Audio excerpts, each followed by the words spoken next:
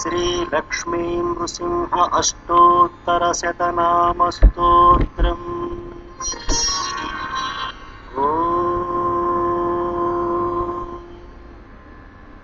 नारसिंहो महासिंहो दिव्यसिंहो महाबलः उग्रसिंहो महादेवः स्तम्भजश्चोग्रलोचनः रौद्रसर्वाद्भुतः श्रीमान्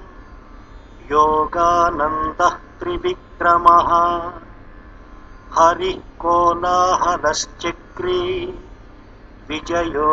जयवर्धनः पञ्चाननपरब्रह्म च अघोरो घोरविक्रमः ज्वलन्मुखो ज्वालमाली महाज्वालो महाप्रभुः निटलाक्षः सहस्राक्षो दुर्निरीक्षप्रतापनः महादंष्ट्रायुधप्राज्ञः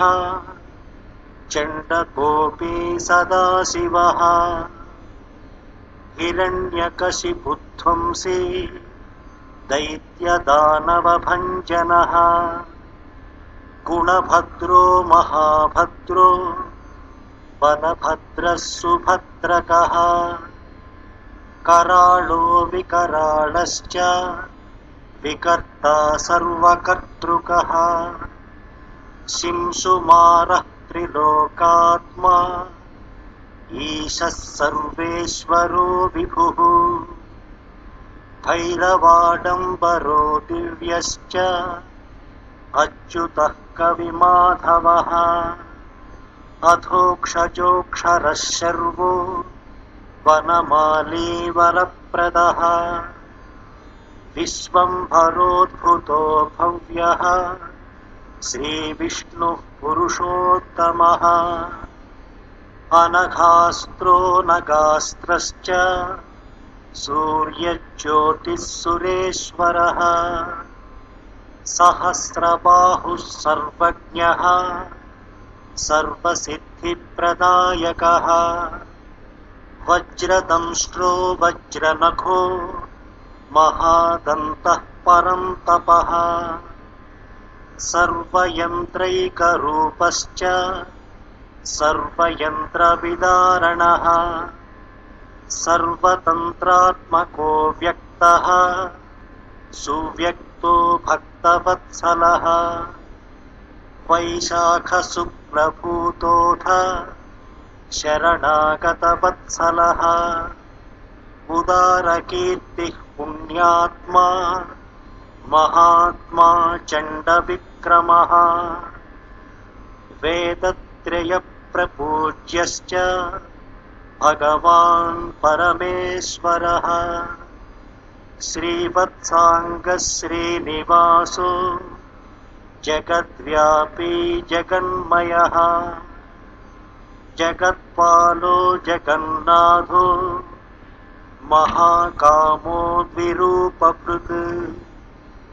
परमात्मा परं ज्योतिः निर्गुणश्च नृकेसरे परतत्त्वं परं धाम सच्चिदानन्दविग्रहः लक्ष्मी नृसिंह सर्वात्मा धीरप्रह्लादपालकः इदं श्रीमन्नृसिंहस्य नाम्नाम् अष्टोत्तरं शतम् त्रिसन्ध्यं यः पठेत् भक्त्या सर्वाभीष्टमवाप्नुयात् इदं श्रीमन्नृसिंहस्य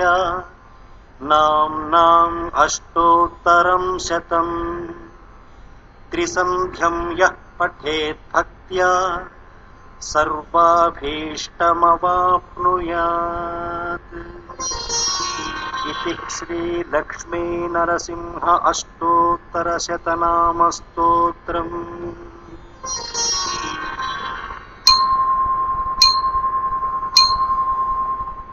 करुणले